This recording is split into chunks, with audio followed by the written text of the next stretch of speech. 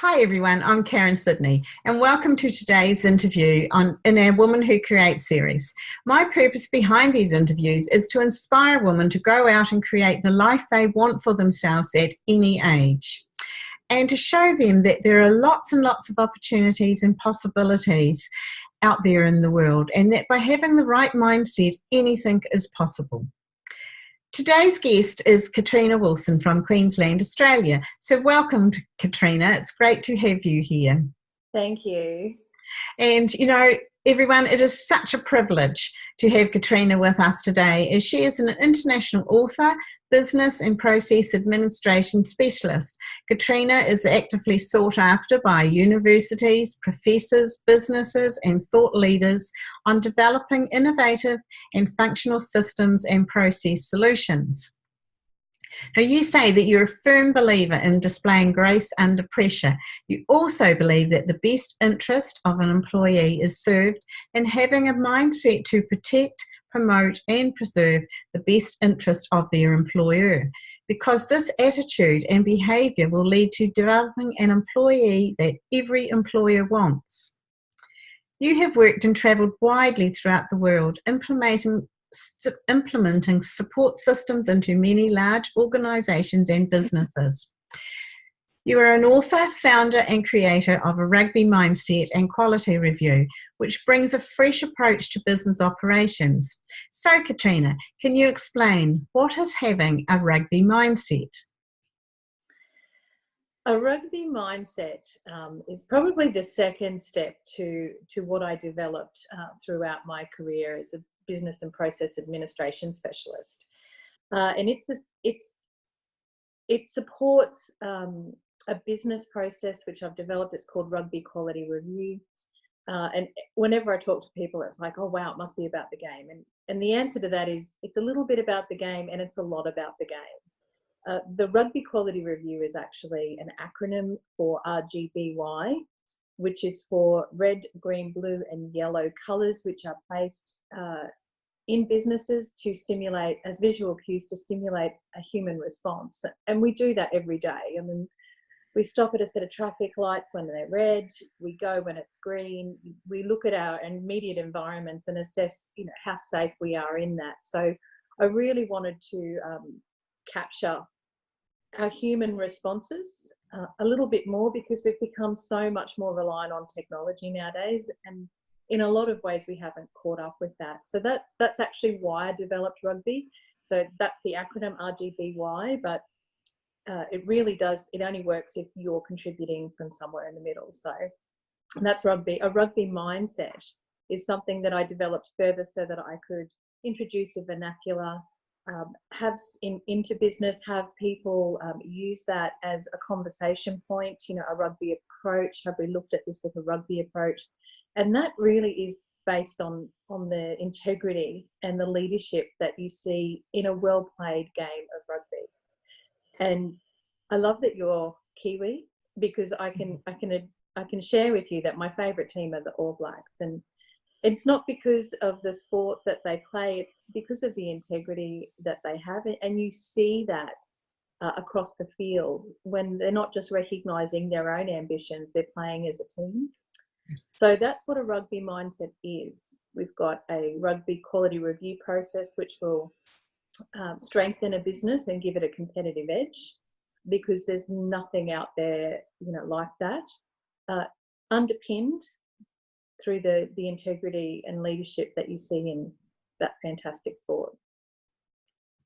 Yes, and I agree with you. And yes, we're very proud of our All Blacks here, and there's nothing we like better than a game. It's always a great challenge between Australia, and you're always a bit on the edge of your seats wondering who could go either way. But yes, the All Blacks, they have a great culture and team spirit, and they are there supporting each other, and they play as a team, and they never take credit as an individual. It's always the team that help them get there. But I use that in my coaching a lot with my clients as well, that I always bring up about professional sports people, and if you have those characteristics and traits that they have when they're going out playing at the top level, bring that into a business. You know, they all have that perseverance and commitment and the hard work and that ability to keep pushing themselves through pain. And cause so, like, I mean, that's real life. We have challenges, and there's always a challenge comes up in our business or in our personal life, and so you've got to have that ability to be able to push through it and find the answer, don't you? And I always say, I think you do learn the most through challenging times.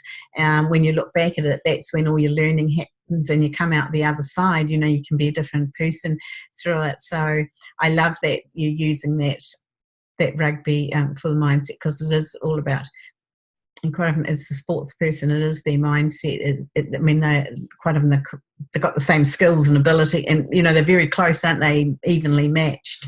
But the team that wins, you know, it is that team that's got that mindset and belief and everything, isn't it? And you've just touched on something that I often speak about, and that is, it's probably the only thing that I know about rugby, really. I don't know the rules. I go for the atmosphere. I go to cheer on my team. I don't watch it on television. I think I would probably prefer to slam my hand in the car door than watch a game on television. But the one thing that I do know about the sport, and it's any sport, and that is when a team is evenly matched against another team in skills, resources and opportunities, the team that wins is the team that makes the fewest mistakes. And that's actually how it applies in business, and that really captures rugby mindset and rugby quality review. So when you're working with a business, is that what you go through, all those things you'd use in that skill level in a game, and things like when you're setting down the review and showing them what they need to do for their business process? Well, the wonderful thing about rugby is, I mean, it's the same in Australia and New Zealand. It's a beloved sport. Everyone has a team. Everyone, well, except me, probably knows the rules of the games. So it's about actually introducing that as a conversation point for self-reflection. And one of the things that a lot of businesses do, and they don't do it well, is I think they employ someone to come in and be the solution to what's challenging them, when in actual fact that person is going to come in for a little while and then they're going to leave. And it's about, you know, the off season, it's about the maintenance, it's, you know, making sure that you keep up to speed on everything. So when I and my team go into businesses, what we do is we start conversations and we let things organically fall out on the best approach. Of course, we've got a structure of what, and a methodology of what rugby quality review is, and you need that for consistency, and you need that to make sure that everyone understands the rules of rugby quality review. But every single business is different. Every single business has a different employee base. We are moving into gig economies now, where, you know, and we've got generations coming in where they want the flexibility of where they work. So it's about catching up in that space, because I think we've relied so heavily on technology, we've left ourselves vulnerable, and that's where rugby actually comes in and bridges that.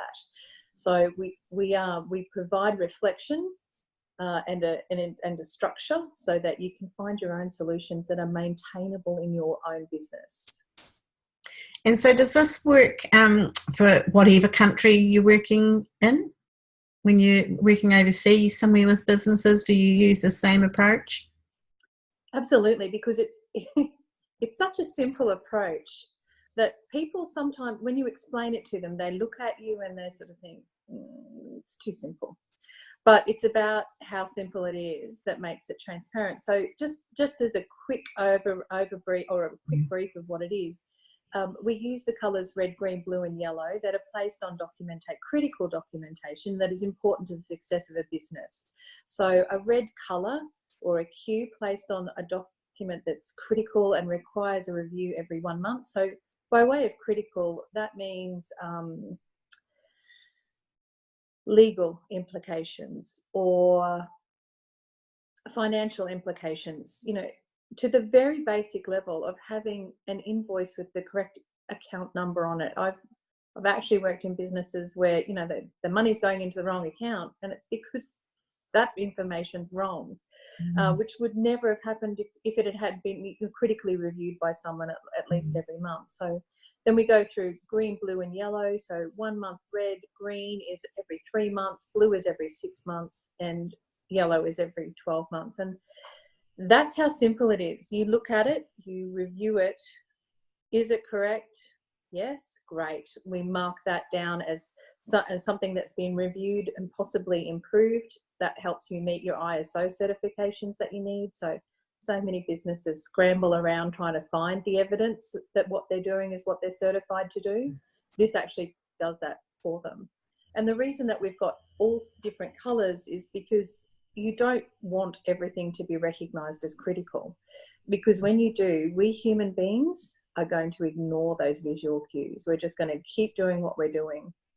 So the concept itself is so easy. It does translate. You don't, and every single country except Japan. Japan's got one word green for the colours blue, what we recognise as blue and green.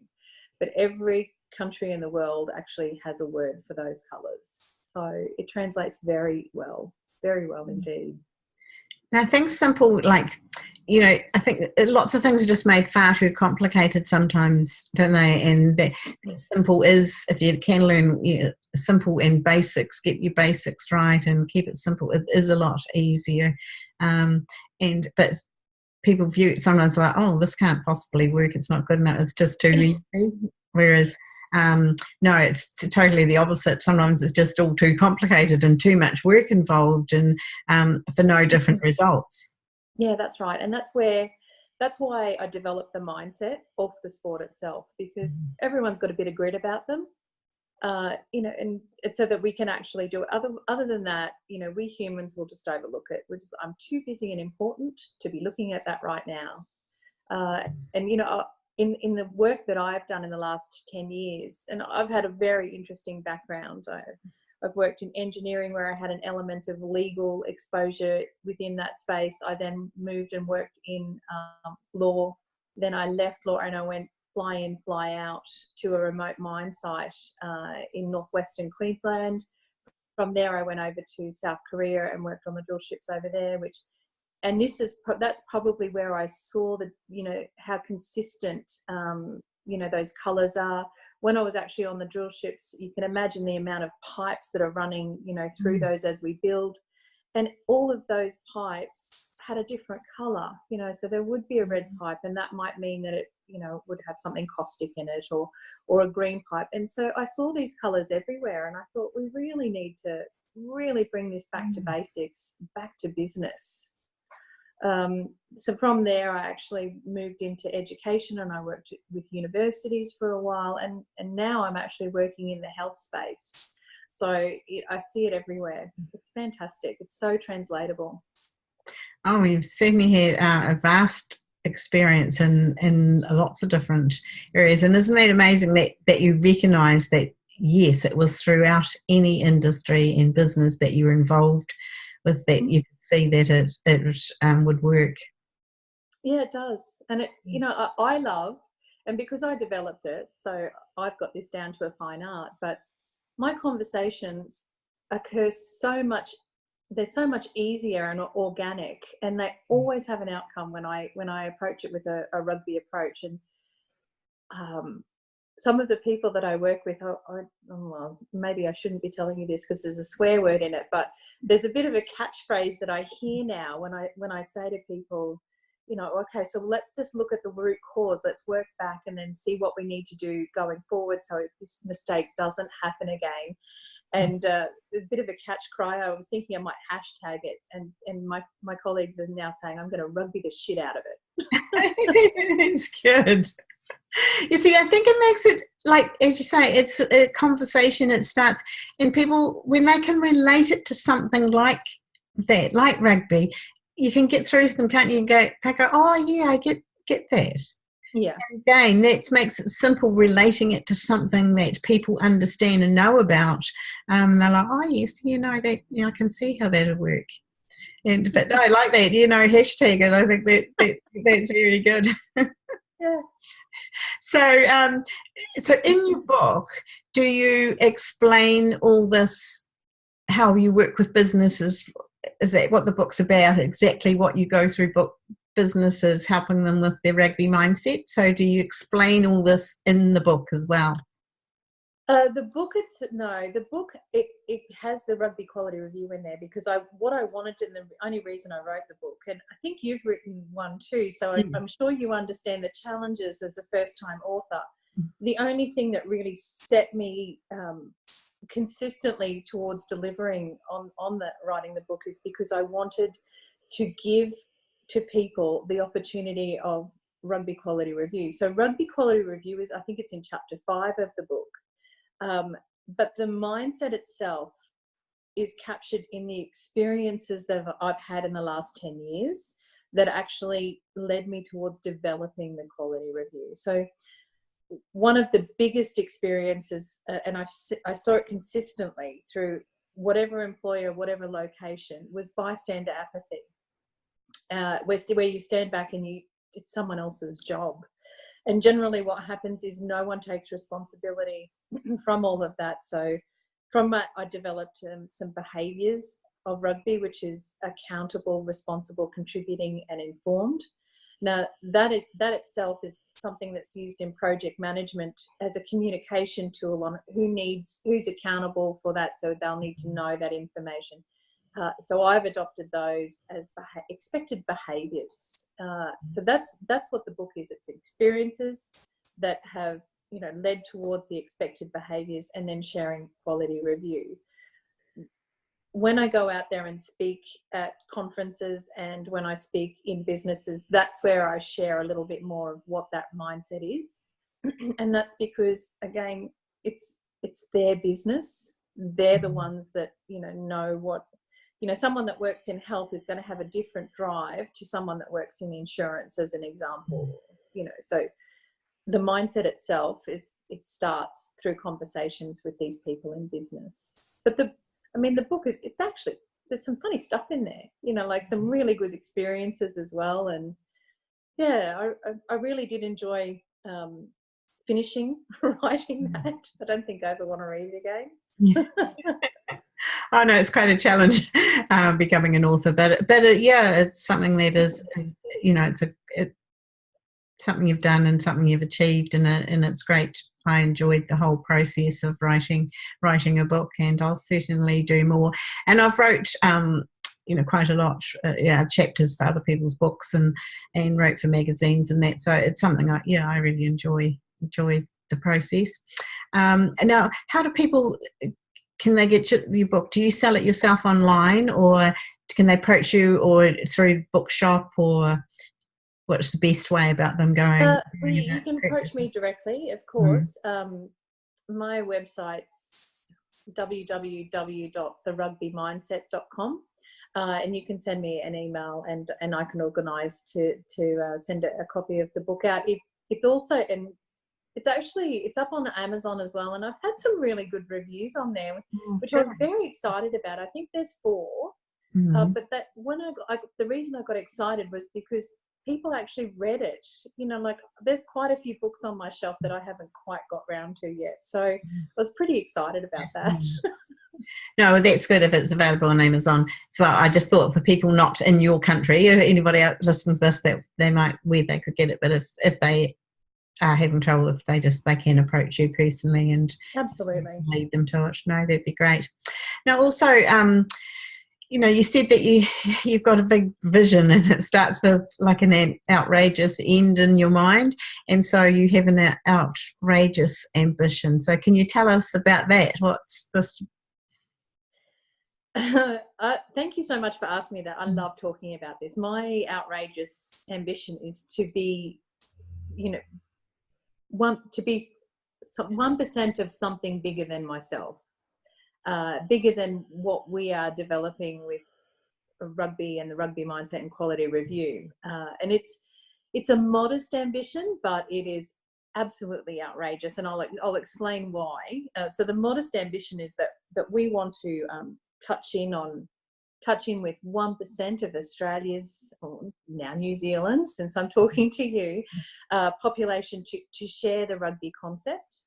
And then 1% of Australian businesses. So 1% doesn't seem like a lot, but when you actually put some numbers around it, that's when it becomes outrageous. So Australia's workforce, the last time I calculated, was 11,905,000. So 1% of that equals 119,050 people. So that's the number of people that I want to reach with the rugby concept and methodology. And the number of businesses in Australia is 2,171,544, or roundabout. So 1% of that equals 21,715. So that's where the numbers get outrageous. But that's when you really will know that you're affecting some positive change and giving something back. So that's our 1%. It's very interesting. And no, it is amazing, isn't it? You say 1%. Yes, it doesn't sound that those numbers break down into a huge. Yeah.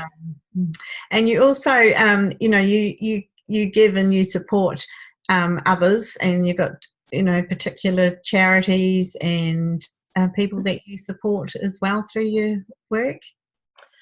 So there's this amazing guy here in Australia. His name's Dr. Rolf Gomes, and I met him when I was working at the university, and he's a cardiologist and a heart specialist. But before he was all of those things, he was an electrical engineer.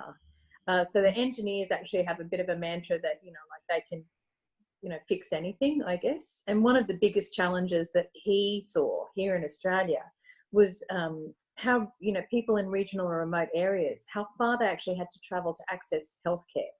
So, you know, when we work in big cities and things like that, you know, the access that we have and the time that we need to wait to access those services isn't very much. But what he actually found, and it was really quite funny when we were all in the room, I looked around and everyone was just like looking at him like this. He was so engaging.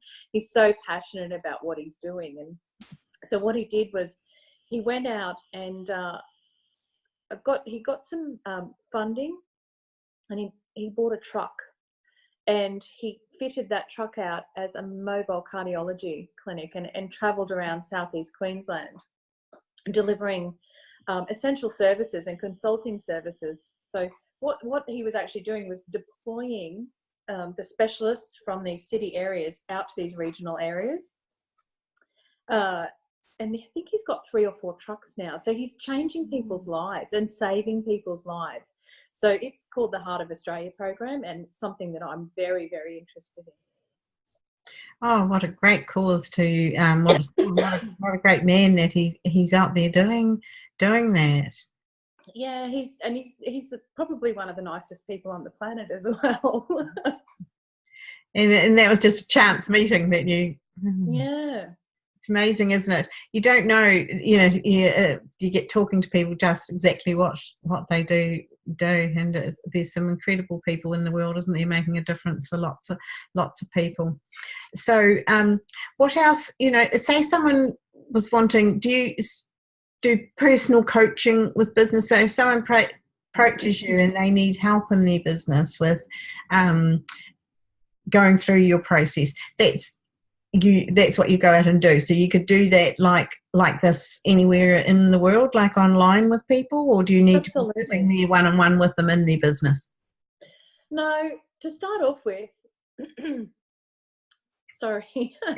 start off with, what we actually do is we have conversations, because the person that needs the help needs to identify what that help is going to look like. We've got the methodology and the framework of Rugby Quality Review, which is something that they could do themselves. If they've got a small business, it's something that you can do yourself if you understand what you need to do.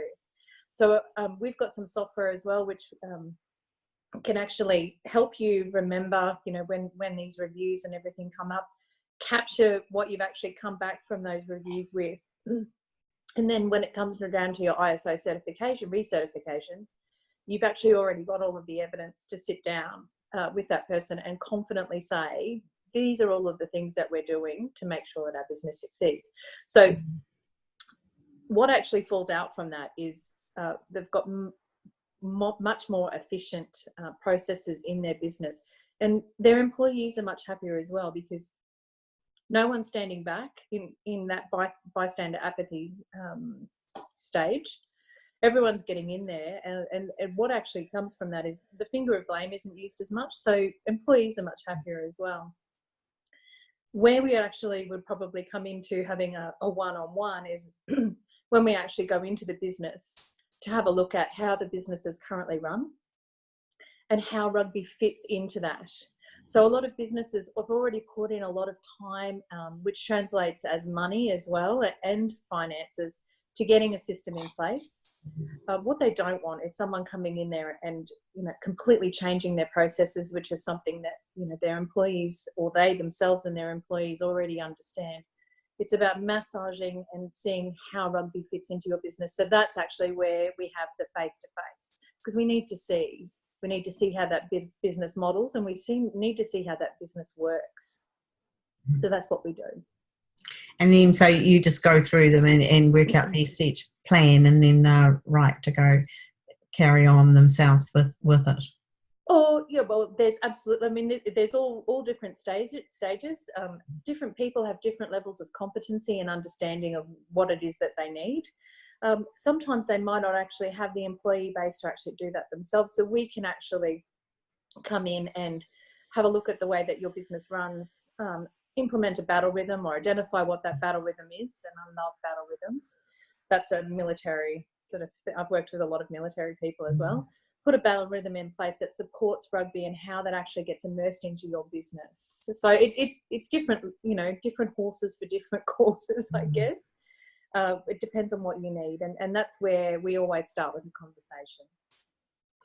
And so, you know, what keeps you focused and motivated towards doing this? Is it the reward of seeing the results you get with people? Is that what fulfills you? And, you know, is it just that you love what you're doing, or what is it about for you? For me personally, I love it. I love being around when you see the penny drop and people get it. You know, like this very simple process, and how they can actually, with very little extra effort that they already apply into their day, can actually, you know, build something that gives them a competitive edge. And again, that's what, you know, football's and rugby's all about. It's about that competitive edge. So I love being around when you actually see that penny drop and they realise, hey, there's something here. What I do also love is the stories and the successes that are starting to come back in now. And again, you know, it's like that little hashtag, I'm going to rugby the shit out of it, you know, hearing those sort of things, it gives you a little bit of a thrill, because you know that people are actually starting to embrace and seeing them change the conversations that they ordinarily would have had to something that's actually got an outcome. Brilliant. Love it. And that's exactly what I say too. I love that. I can always see when people that I'm working with and coaching can see, and I always say it's their eyes, I notice. It's just this change when they get it, and their eyes really light up, and it's so rewarding, and you just feel so good when you know they've got it, and that's it. They're going to go full steam ahead and make some changes. And you feel great, don't you? Yeah, you do. And just on that, there's something that I came to realise, and this is the first time I'm sharing it, something that I came to realise in the last few months, and that is a lot of my family and friends are married, settled, and have raised children or are raising children. And a lot of my friends say to me, oh, you're so smart to have come up with that concept. And in actual fact, I'm not. I'm no smarter than anyone else. What I've actually had is a sequence of employment and unemployment opportunities where, you know, I've been exposed to things that they haven't been exposed to because they've been raising young adults, you know, like, you know, great people that are going to, you know, do something amazing in the world.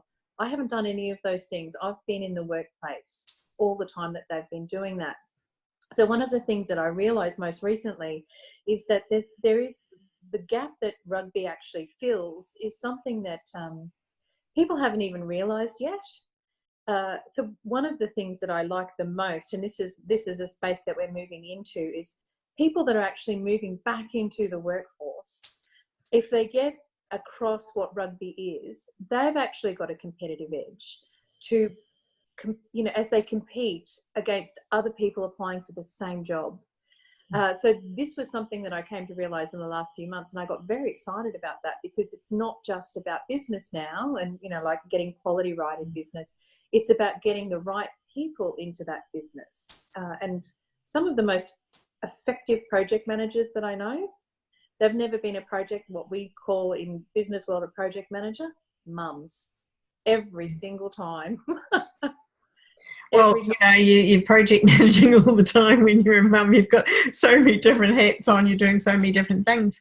But, that's great that you're working with people going back into the workforce, because that is actually quite hard when you've been out for a long time and being at home as a mum. It's getting that confidence back again, isn't it, to step out, put yourself out there in front of people, adults. You've been with little children maybe 7 years, and to have to put yourself back in out there. So that's really great that you can work with. It's making a difference with people like that, because they do need that. And as you say, then they're competitive. They've got that edge to compete with people that haven't been out of the workforce. That's huge. It is. Oh, I was very excited when I thought of that one. I think I might have had a glass of wine by then, but whatever helps. It just goes to show how something can evolve. It started as something to make my job easier and the way that I communicate easier, developed into a business methodology, went into a book. I'm out there speaking about it now, and now it's going to a whole new level, which is, competitive edge for people going back into the workforce. It's great. Love it. Mm-hmm.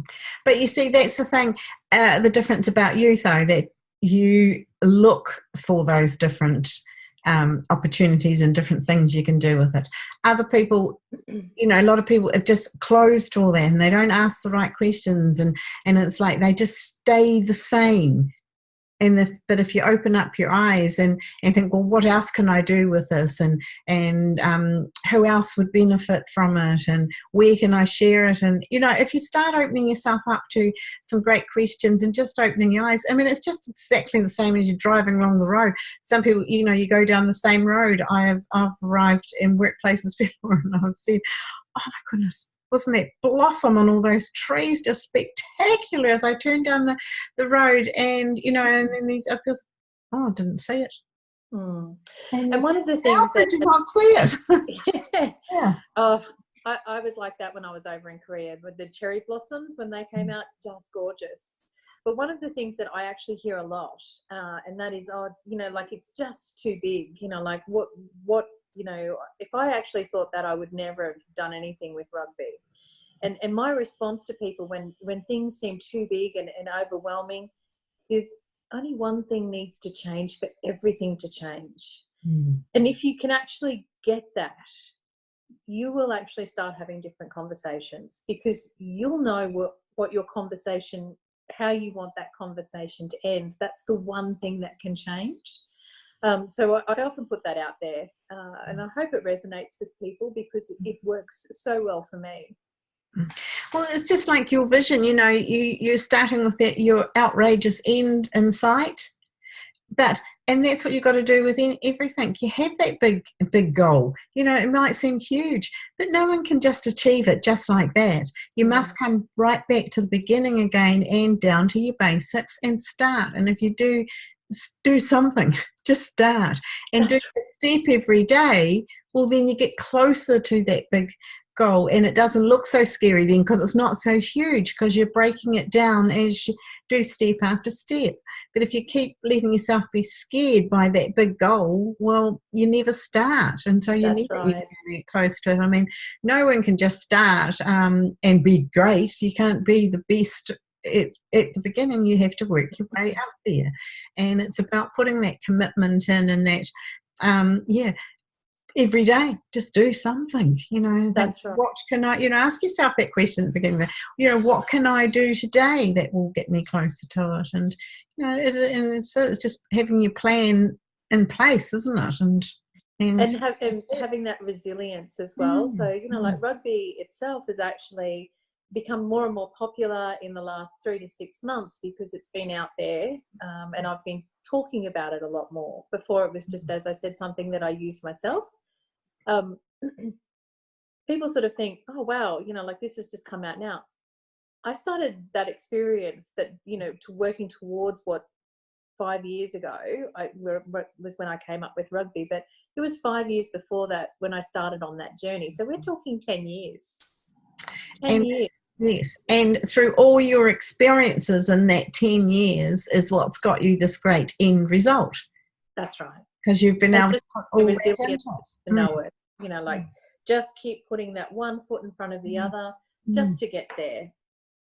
And it is that experience over that time that you've learnt all these things, and that's what was enabled you to develop it, because you've been out there in that workforce and you've had your vision open and you've been noticing things that you could see you could make a difference with. So good on you. You've done an amazing job, and you're going to make such a difference for lots of people with your rugby mindset. So it's, you know, it's absolutely incredible concept that you've come up with. So before we finish, is there anything else that you could share today that would be helpful to people? Anything that you've missed out, or just?